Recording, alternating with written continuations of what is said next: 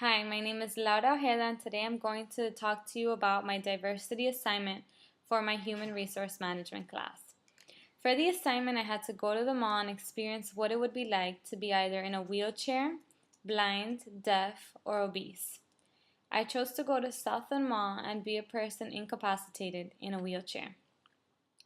I was at the mall for approximately 2 hours, and it was definitely an eye-opening experience. I arrived at the mall around 3:30 p.m. on Saturday with my boyfriend as my escort. As soon as we arrived, I noticed that all of the handicap spots were full throughout the mall's parking lot. And not only were they full, but the majority of the cars parked in them were small sports cars. So we drove around the mall's parking lot until we finally found one empty handicap parking spot at the furthest entrance of the mall.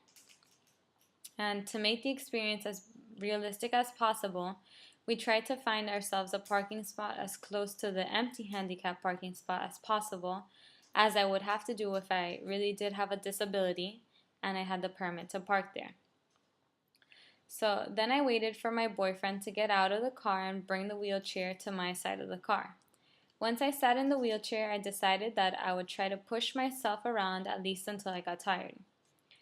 As we were going through the parking lot, I noticed that a lot of people were staring at me, and it was very uncomfortable at first. I guess they were staring because they were either curious as to why I was in a wheelchair, or they probably felt bad for me. During the whole experiment, I was wearing loose-fitting pants to create more ambiguity as to why I was in a wheelchair, because the majority of the time when you see a person in a wheelchair, you can either see them with a cast for a broken leg, or you simply cannot tell why they need a wheelchair by just looking at them. So halfway to the mall entrance, I had to stop and take a break from pushing the wheelchair because my arms were a little tired and my hands were getting kind of sore. Then I really noticed that more people were looking at me and my boyfriend, probably wondering why he wasn't pushing the chair for me.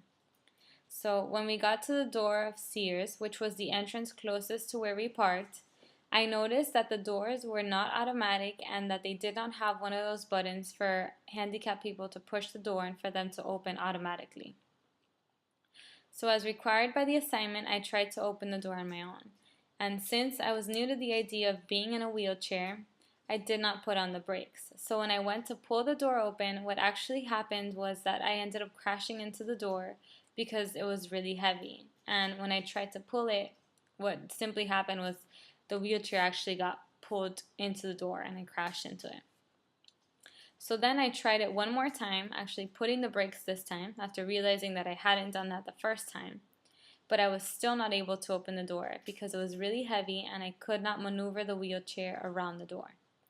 So my boyfriend had to open the door for me. Once we were inside the mall, I really did not have too much of a problem moving around in the bigger stores like Macy's and JCPenney. However, when I got to the shoe section of these bigger department stores, I could not enter it because there were shoes thrown all over the floor. So when a salesperson saw me, he quickly came to ask if I needed any assistance. But I said no, that I was just looking because I wanted to see what I would be able to find from the point that I was at. But I did notice that the whole time he kept a close eye on me while I was looking around. And it was kind of upsetting because people were looking at me weird, especially when I started looking at high heels. I guess they were probably wondering why somebody in a wheelchair would want to look at high heels in the first place. So then I proceeded to look for a restroom to see how I could use it in the event that I needed to.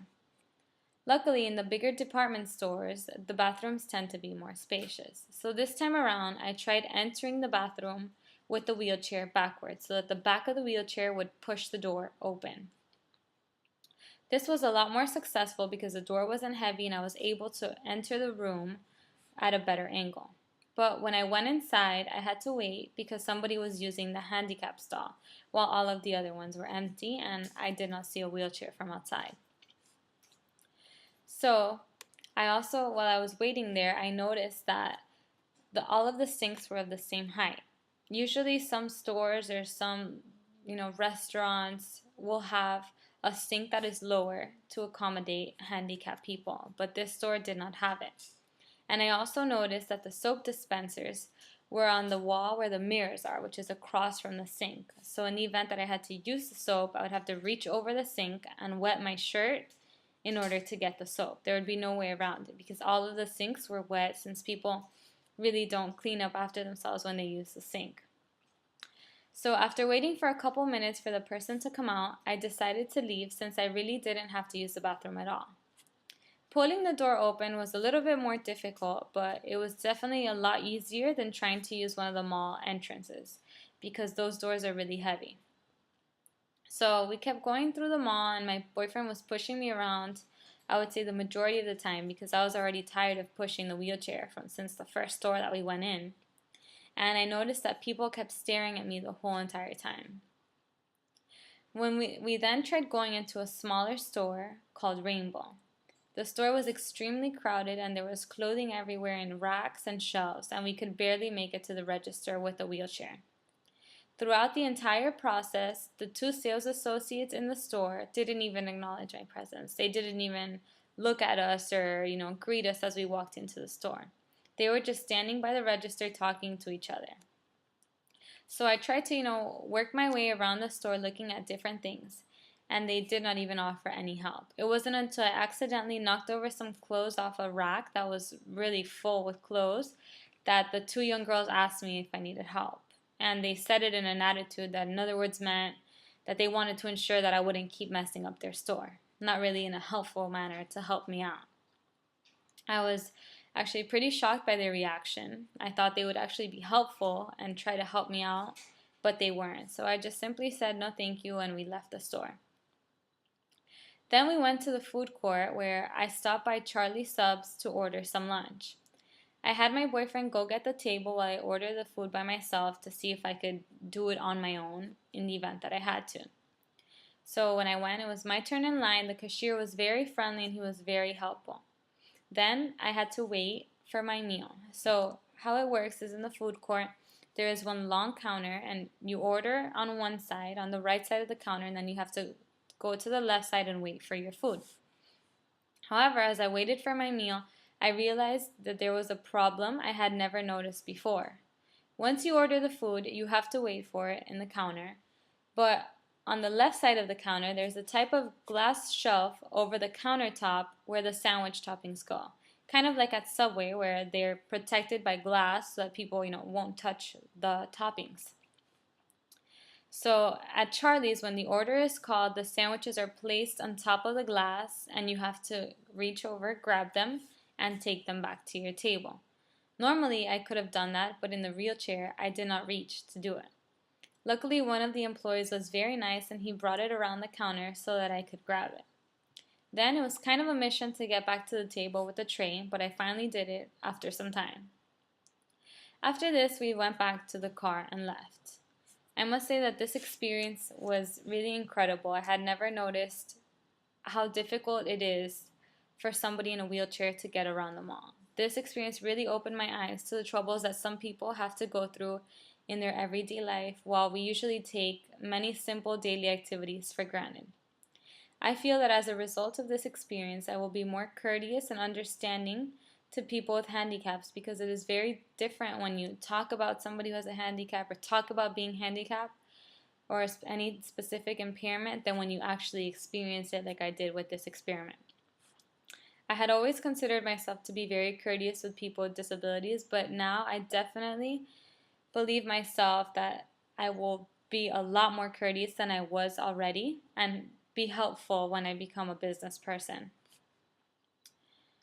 Also, I had never really noticed before all of the business practices done by some companies that are not very handicap friendly because it didn't really affect my buying habits. I usually just go to a store that I like and I try to find something nice at a reasonable price without really even taking into consideration the way that companies treat the disabled because I guess it didn't affect me at that moment. Now that I have realized the inconvenience that some people have to go through, I feel that companies should definitely take into consideration their entire market because there are over 8 million disabled people in the U.S. according to the Social Security website, and they should be represented as well when it comes to a business plan and accommodations. Along with that, I also think that companies should train their employees to be better able to deal with disabled people effectively, not only to keep them as customers, but to let them know that they are valued as customers. I feel that if I became disabled, it would probably be very hard for me to cope with it at first because I'm a very independent person and it would be hard for me to have to rely on somebody all the time. But at the same time, I hope that I would be able to move on with my life and try to live it as normally as possible. Along with that, I think that becoming physically impaired is a greater disability than a learned dependency. I feel as though there is only so much you can do to replace or replicate a physical aptitude that you can no longer possess. For example, if you become paralyzed from the waist down, you can no longer walk. Yes, you can get a wheelchair, but it will never be the same. On the other hand, with a learned dependency, you can get therapy and perhaps one day you will be able to overcome your disability. I feel that it is not so much a disability for yourself as it is for those around you who have to help you with your learned dependency. On another note, I personally would not like to be underestimated, but I guess being underestimated could be advantageous for some people. For example, if you're at work and you're going to be evaluated and the manager underestimates you, you can prove to them what you are capable of upon the review and blow their minds. At the same time, after being underestimated for some time, it will most likely affect the person's motivation and they may actually begin to perform as is expected of them.